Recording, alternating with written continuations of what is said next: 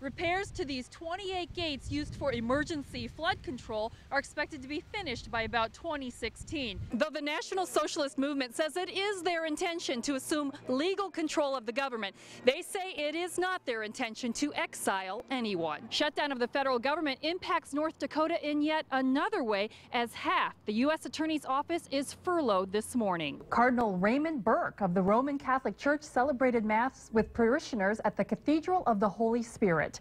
Shoeboxes collected here in Bismarck will go to Zambia, India, and Kenya. What's so special about coming to Bismarck, North Dakota for this Rib Fest? 7 years ago, my father brought forth a new nation, conceived of liberty, dedicated to the proposition that all men and women are created equal. He's spry, he's bilingual, and he's 100 years old. A 4th of July baby a century ago, Leo Vole is having his cake and eating it too. A special place in the Mandan Parade makes it seem like one big birthday party. Leo takes it all in stride. He's more excited to talk about his military service during World War II than his Independence Day celebrity. Like a lot of foxholes. Leo was born in Hyle, North Dakota on July the 4th, 1913. He served in the U.S. military, married, and raised 7 children. Not only can Leo recite the beginnings of the Gettysburg Address, he can also recite a childhood poem in German, then interpret for you in English. Ich bin noch klein, doch groß genug, ein Lied zu singen. Es klingt so hell, es klingt so schön, von lauter Himmel singen. I'm little, but big enough to sing a song. It rings so loud, it rings so clear, from all the heavenly things. In Mandan, for KX News, Barbara Sharp. It was always thought that maybe there was a person there, but then we would go and investigate and there was nothing. And so the story, the question is, where did it come from? The legend of the North Dakota Stack Monster. But it's only part legend when employees through the years bear witness to the same strange happenings. Coughs, creaks, and footsteps. It was the early 1970s, and it's still unexplained. Here in the Liberty Memorial Building, former home of the State Historical Society of North Dakota. And you would hear unexplained noises that weren't necessarily associated with a building creak. And it could be somebody sounding like somebody was coughing, maybe somebody was clearing their throat.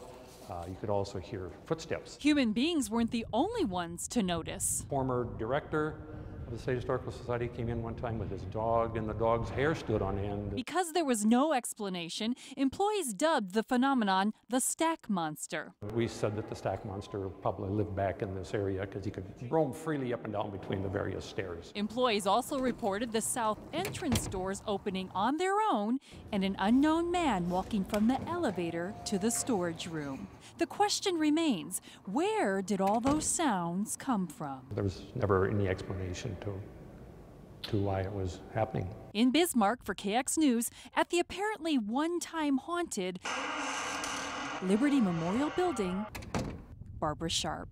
So far, y'all have been fairly honest. What does that mean?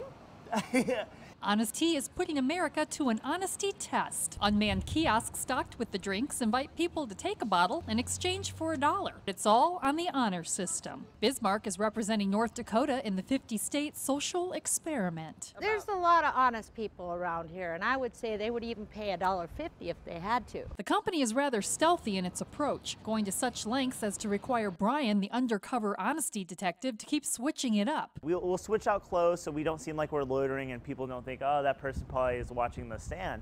So it just gives a feeling that they're not being watched by like a big brother kind of thing. Once the company compiles their results, they'll be able to tell you things like whether blondes are more honest than brunettes, and if people who wear sunglasses tend to drop their dollars more often than not. As for how the actual monitoring takes place, no, well, I don't think. Apparently the company's scientific method is top secret, but they stress the experiment is just for fun. How honest are people in North Dakota? To find out, go to the National Honesty Index. In Bismarck, for KX News, Barbara Sharp. And North Dakota lands at the top of yet another list. A national list, too. This time for housing growth. The state is the highest in the entire country. Housing developments are going in everywhere, with cities like Fargo and West Fargo showing substantial growth. The state added nearly 7,400 new housing units in 2012, a growth rate of 2.3%. That's 2% higher than the national average.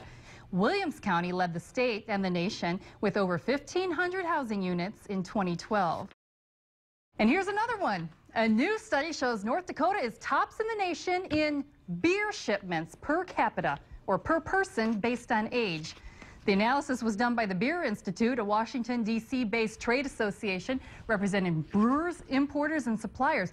It found nearly 46 gallons of beer were shipped to North Dakota for every person of legal drinking age last year.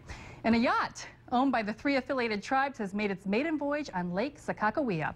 The 149-passenger boat will be used for entertaining guests at the tribe's casino near Newtown, and eventually for riverboat gambling on the Fort Berthold Reservation. Tribal officials unveiled the boat Wednesday and took it out for its initial cruise on the Missouri River Reservoir. The boat is named Sakakawea, same as the lake, but with an alternate spelling.